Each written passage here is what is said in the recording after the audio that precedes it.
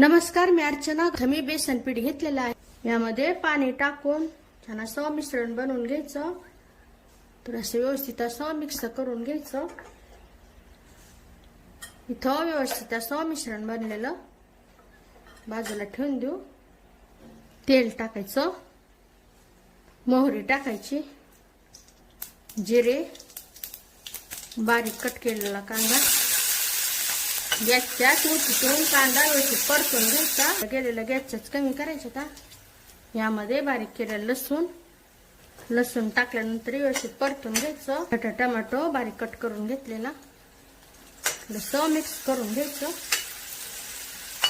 हळद टाकायची, लाल मिरचीची पूड, टमाटोचं अगोदर टाकायचं म्हणजे लाल तिखट करपत नाही.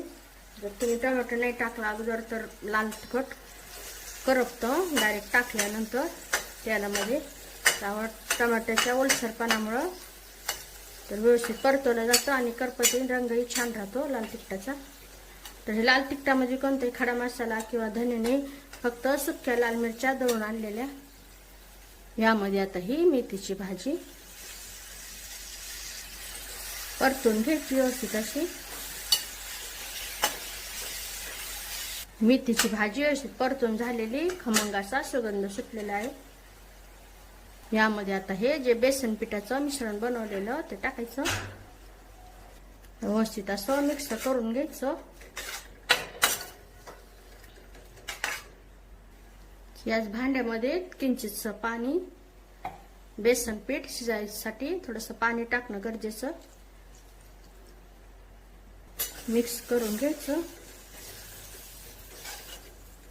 यामध्ये चवीनुसार मीठ टाकल्यानंतर व्यवस्थित असं मिक्स करून घ्यायचं. तर हे बेसन पिठाचं मिश्रण टाकून हलवण्यापर्यंत एखाद्या मिनिट झालेलंच आहे.